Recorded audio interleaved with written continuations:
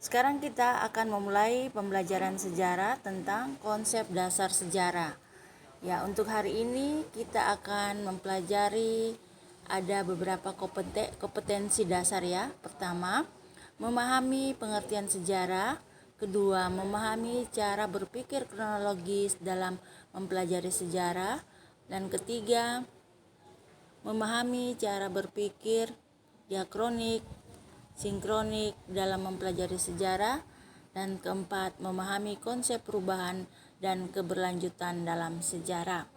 Ya, untuk mempelajari pengertian sejarah ya, yang kita tahu bahwa kalian sudah tidak asing lagi ya dalam pelajaran sejarah ini, yaitu kalian sudah dapatkan dari SD, SMP, bahkan sekarang SMK kalian masih mempelajari ilmu sejarah. Nah, kita tahu bahwa sejarah itu berasal dari kata sejaratun ya dalam bahasa Arab, yang diartikan sebagai pohon terbalik. Ya, nanti untuk pengertian sejarah awalnya itu Ibu akan kirimkan video. Ya, kita lihat beberapa pengertian sejarah menurut beberapa tokoh. Ya, Muhammad Yamin ya. Beliau mendefinisikan bahwa sejarah sebagai ilmu pengetahuan yang disusun atas hasil penyelidikan beberapa peristiwa yang dapat dibuktikan dengan bahan-bahan kenyataan atau bukti-bukti yang kita temukan di lapangan. Ya, kemudian Muhammad Hatta, beliau menganggap bahwa sejarah bukan melahirkan cerita dari kejadian masa lalu, melainkan memberikan pengertian masa lalu sebagai masalah-masalah. Kemudian Nugroho Noto Susanto, ia berpendapat bahwa sejarah adalah peristiwa yang menyangkut manusia sebagai makhluk bermasyarakat yang terjadi pada masa lampau. Sejarah diartikan pula sebagai kisah mengenai semua peristiwa yang disusun berdasarkan peninggalan-peninggalan dari berbagai peristiwa itu. Kemudian Ruslan Abdul Ghani. Ya, Ruslan Abdul Ghani ini adalah salah satu tokoh yang dinilai sebagai orang yang paling berpengaruh atas terselenggaranya Konferensi Asia Afrika di Bandung.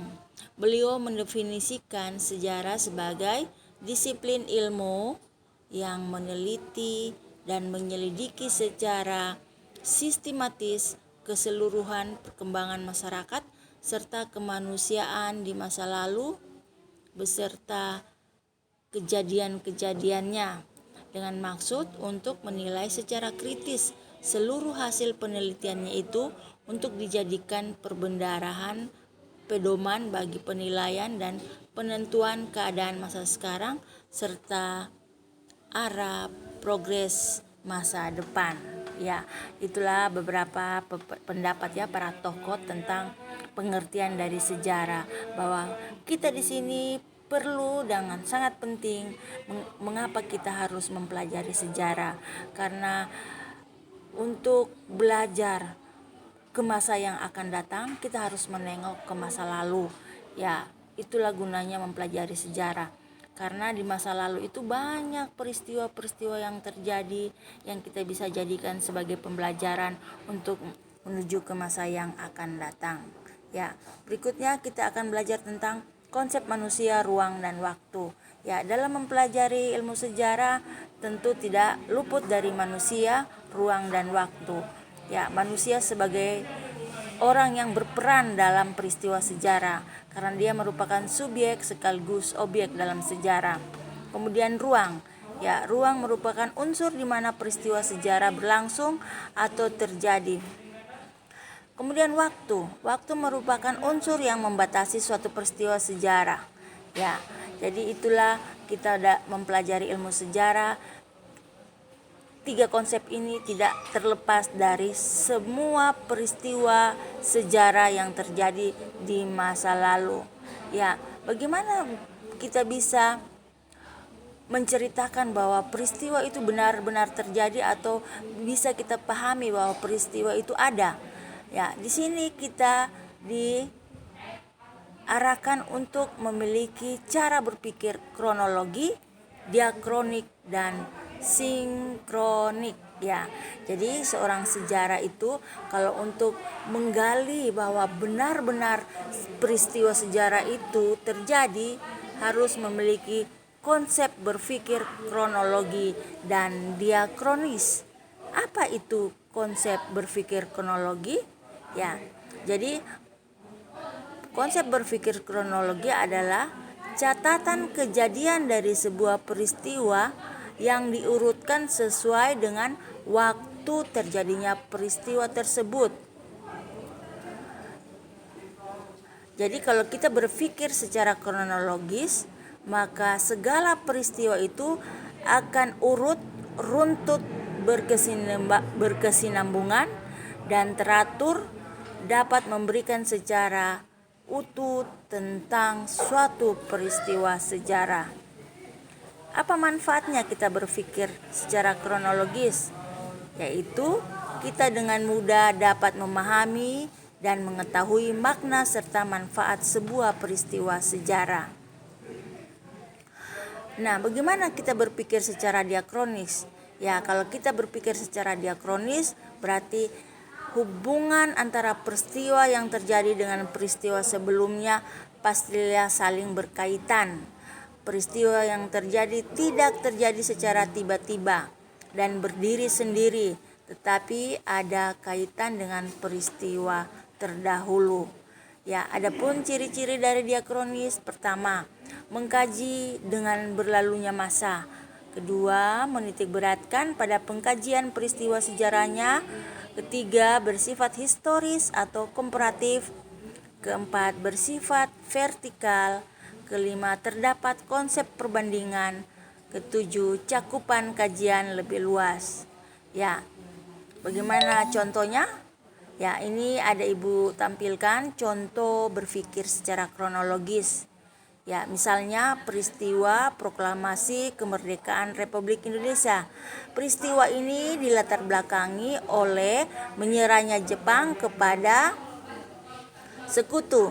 Kemudian para pemuda bereaksi atas menyerahnya Jepang.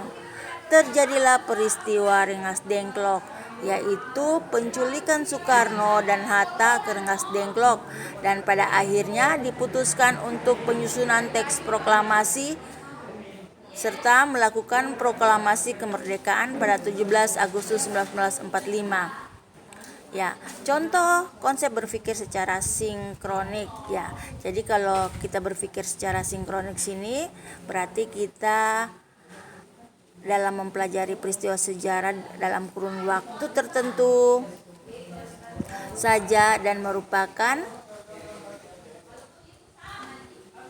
khas ilmu sosial. Ya, jadi sinkronik itu, ulangi lagi ya, sinkronik itu artinya mempelajari peristiwa sejarah dalam kurun waktu tertentu saja dan merupakan khas daripada ilmu sosial.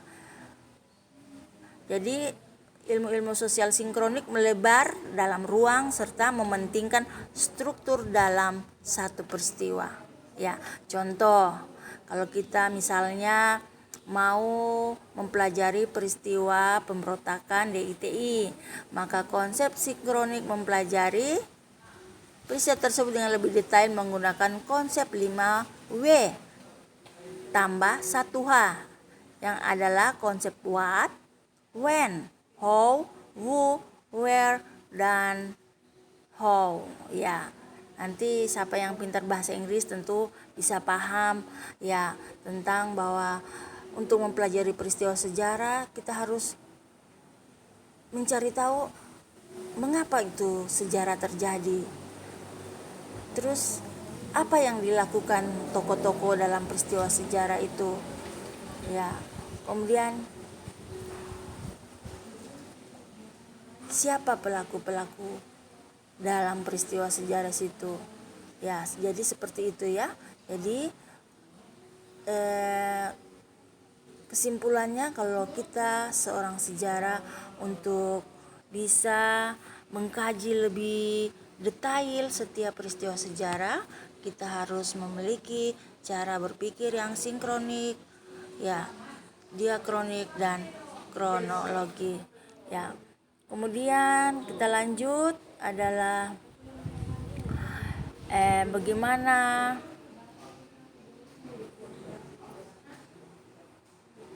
keterlibatan antara manusia dalam suatu peristiwa sejarah. Ya, tentu manusia di sini memiliki peran sangat penting dalam terjadinya suatu peristiwa sejarah. Demikian juga ruang dan waktu. Ya, mohon anak-anakku bisa pahami apabila penyajiannya Ibu tidak jelas, kalian bisa tanyakan di WhatsApp ya, baik itu pribadi maupun grup. Ya, terima kasih. Shalom. Tuhan Yesus memberkati.